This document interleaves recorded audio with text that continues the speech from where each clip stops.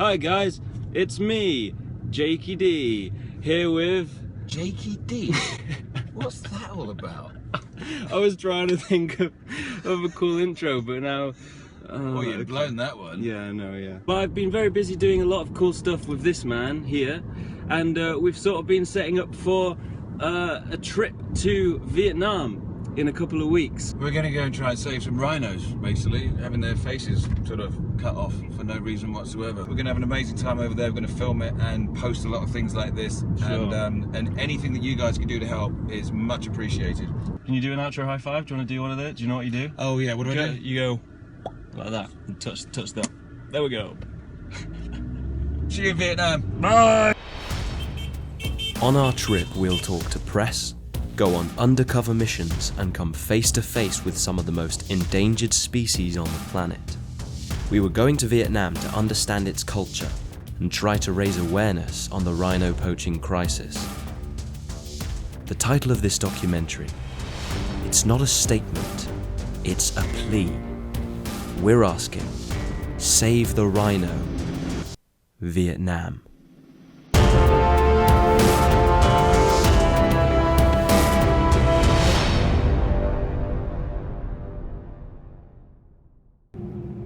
After a 14-hour flight from Heathrow to Hanoi, we had no time to lose and were straight to work. We were all set for our first stop. We just needed to pronounce it right first. What's the name of the university we're going to? Thăng Long University. Thăng Long. Thăng Long. See? Thăng Long. Thăng Long. Thăng Long. Long. Correct. Okay. Thăng Long. So Yes. we're off to Thăng the Long. Thăng Long University. Hello. There we go. I've always been an animal lover. 90% of the rhino horn that's poached in Africa ends up in Vietnam. That's why I'm here. What I wanted to do is to come here and try and understand what's going on with that statistic. This fashion that is oh so prevalent in the time that we are all living in now, this is where this fashion comes from.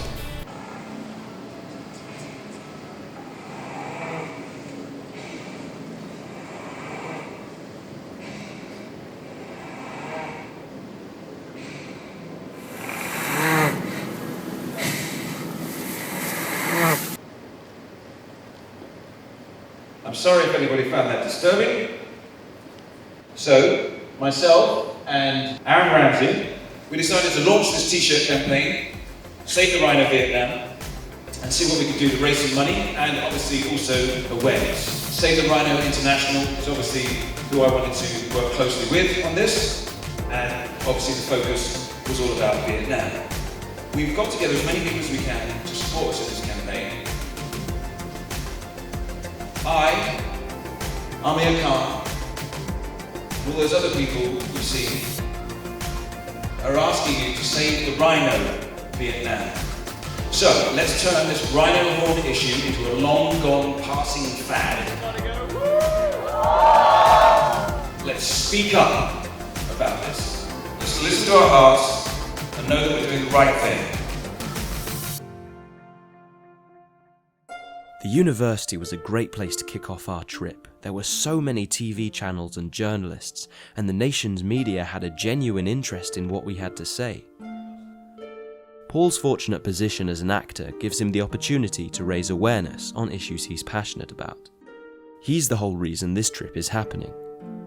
He's also, unfortunately, my godfather. Don't forget to eat your greens, lad. It's through him that I became passionate about wildlife conservation, and hence why I'm on this trip. Hey, there you go. Yeah, baby.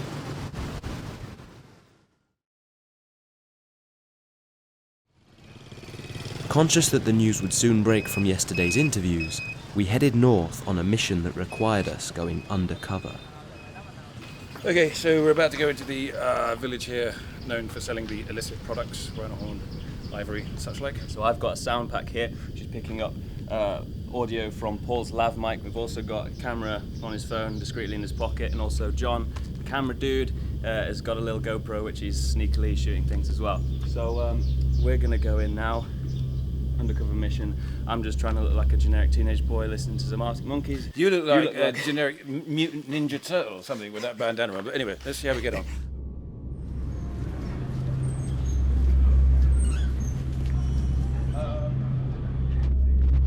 Literally from the first shop we went to, ivory and tiger tooth were being flaunted in the shop window. I must stress that the sale of these items is illegal, so to see them being sold so openly was shocking. Ivory chopsticks, ivory bangles, ivory necklace. That'll be the turtle shell stuff, right? Marine turtles, yeah. We hadn't yet seen any rhino horn, but in every shop we went to, we were offered to order some from their supplier. For a whole horn like this? How much is that? Like the whole thing? So that's $40,000? More than $40,000 for the whole So one. $40,000 for that. It's crazy to think that rhino horn is worth more in its weight than gold. Rhino horn typically being twice as expensive per kilogram. You are starting to look like Keith Richards, mate. If the laws are being enforced, this nonsense carries on willy-nilly. And And we now have on film rock solid evidence of, several traders trading. We ought to go to the Vietnamese government and say, look, we have this evidence and we don't want to embarrass them. Yeah, we don't want to embarrass you by putting this stuff out and making you look foolish. Don't you think you should go and do something about it? It was frightful seeing the ivory and rhino horn being sold so openly. I couldn't help but think this whole market reminded me of drug dealing. The anonymity about buying and selling. The fact that you had to get it through a supplier. It was at this point I was told that wildlife trafficking is the 4th largest criminal trade in the world, behind human trafficking, drugs, and weapons. After all we'd seen in the village, we were after a change of scenery. So off we went to the zoo. Of course, the first animal they had on show. Only hours before, we were seeing this creature's horn being sold for tens of thousands of dollars. Vietnam killed off their last indigenous rhino in 2010, and it was at this point rhino poaching spiked in Africa, when Vietnamese traffickers sought the horn elsewhere. As we went round the zoo, things just got more depressing.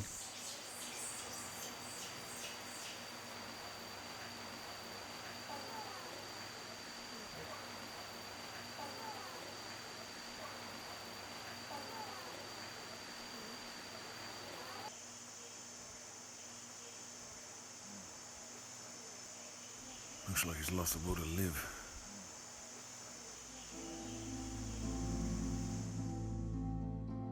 These were animals dying under the supposed care of humanity.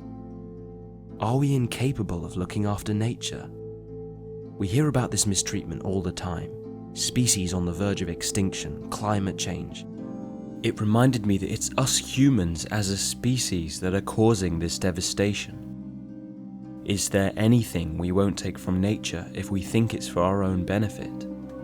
Frankly, today had been a long, depressing day. Good morning. We're off to the Ministry of Natural Resources and Environment here at the Vietnam Communist Party. There were no better people we could discuss what we'd seen in the village with than the government themselves. It was a great opportunity to talk about the law enforcement, or lack of it, that we'd witnessed. How do these laws get enforced? Because they seem to be implemented, but are they necessarily getting enforced with prosecutions and such like? Firstly, we have a law, but our law may not enough strictly to enforce. Our new law on the criminal code will be effective from the 1st of July. Can you get the police to enforce that new law? If you have the evidence. We have this on film here. In a moment she gets out a telephone and shows us the rhino horn, the photographs, right? And we could just go there now, just make a call and we buy this stuff. So, on this camera, there is evidence of that trading. Surely that kind of thing would help to implement enforce the law, right? If you have that information, you can provide to us. Yeah. And then we can work with the police, and they can make the investigation. So we can work. We can do that together, right? We can make some progress there, right? Well, we'll send you these videos. They're all yours. These people seemed passionate about stopping this trade, and the knowledge of a new, stronger penalty made us more optimistic about the future of this market. But for all the rhino horns sold in Vietnam, there has never been a single prosecution. Thankfully, it's not just the ministry that are making efforts. Education for Nature Vietnam is the organisation looking after us on our trip. They work to motivate public involvement and improve the effectiveness of frontline law enforcement. And they had some good news for us. Of Hollywood actor and film producer Paul Blackthorne, Education for Nature Vietnam, ENV, and Seeing all the news articles, putting together, it's been like 50 press, 8 television channels that were just showing all this footage, and these kids afterwards saying they just changed their opinion of rhino horn use and become aware of it, and you're suddenly like, oh wow, that's what we're trying to do, It's kind of fantastic to see it. It's good. I mean, just to see that we're making a splash and this having an effect. As somebody said the other day, are you making a dent? Are you making a dent? And it appears to be the case, yeah. So, wow, high five. That's pretty good. And now we keep going. Yeah. F*** me, it's Aaron Ramsey. On your head. You've got to stop getting worried about what's behind. Sir? Nothing going on around here, sir. Sorry.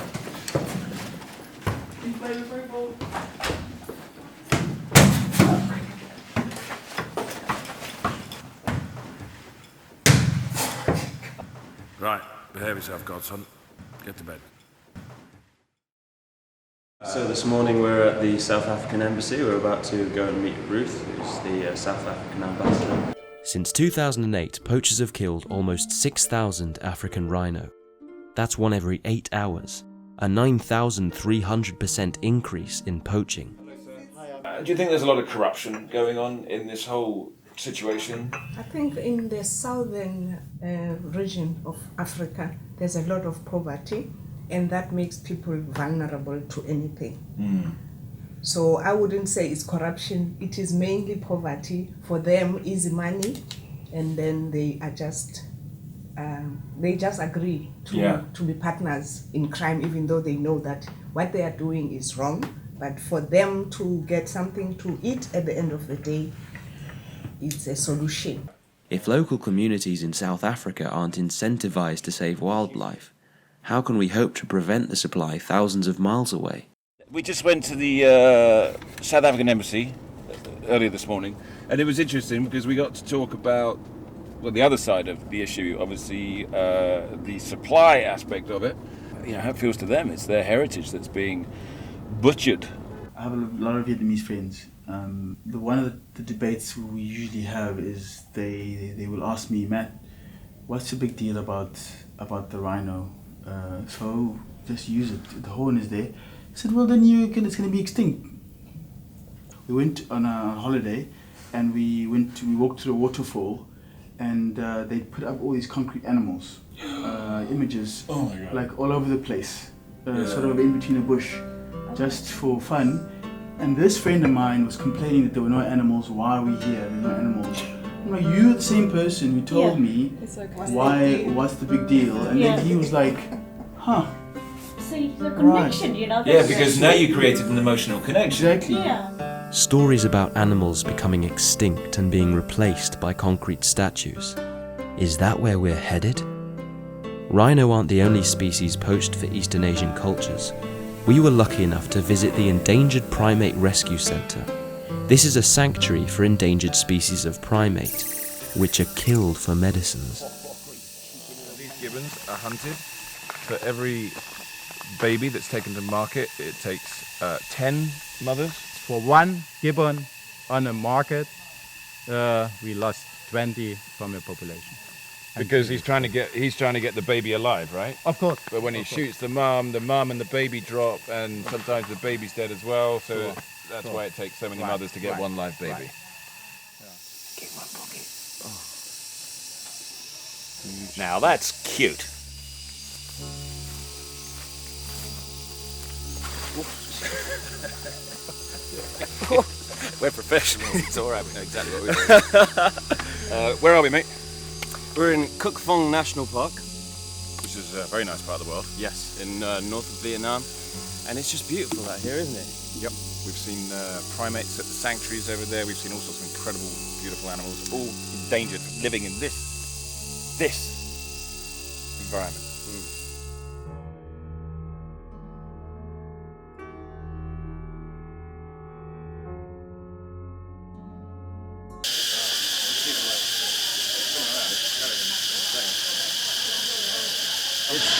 It's illegal to sell these turtles, which are on the menu in this restaurant. So there's some good law enforcement. On the menu. Hello, little guy. So here's the difference between the primates we saw yesterday at the sanctuary and the primates that we're seeing here today at this restaurant. Do they eat bottle caps? Do they eat water bottle caps? They do. They eat the plastic bottle caps. Right.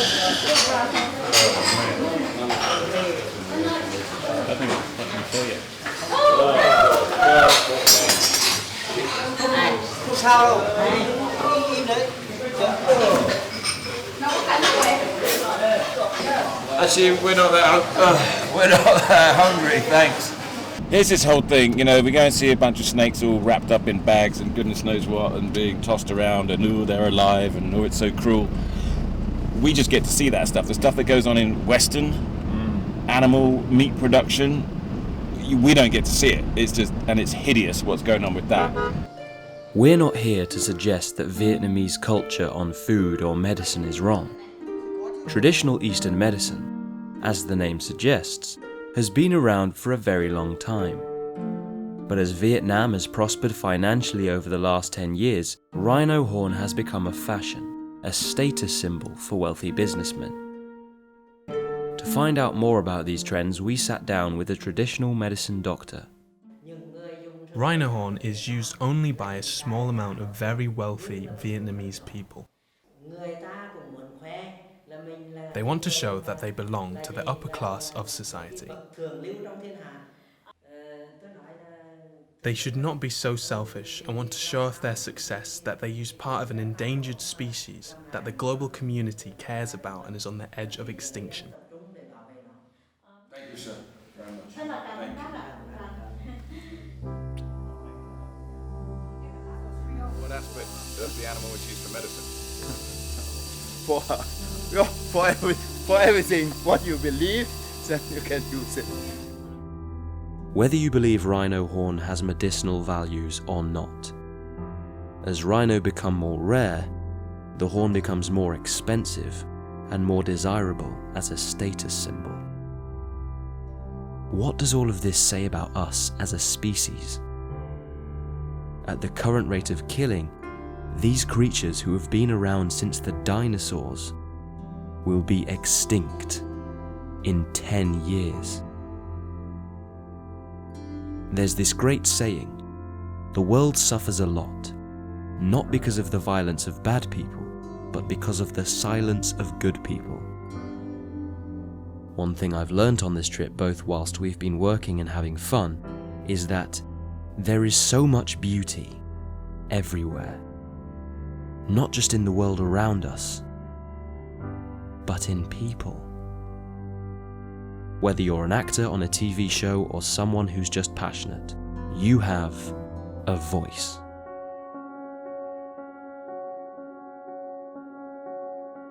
We all have things we're passionate about. For me and Paul, in this case, it's poaching of animals. But whatever you're passionate about, speak up about it. Hello, my name's Jake Dudman. Hello, my name is Paul Blackthorne. We have to really stop the demand in Vietnam and in Asia. The killing is still there, the trade is still on. We're on our way to losing a species here, for no other reason except greed. I'm actually here to ask you for your help. That's the main reason I'm here. Because I'm going to be gone in less than 2 weeks. So my plea to you is to ask you to keep this message going.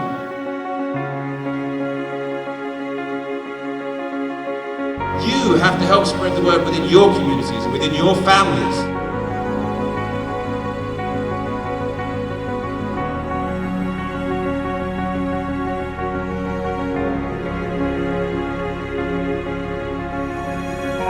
I know that there are plenty of good people in Vietnam. And if they choose to say something, to keep this word going, to help raise awareness, we will solve the Rhino Horn crisis with no problem whatsoever, because there are too many good people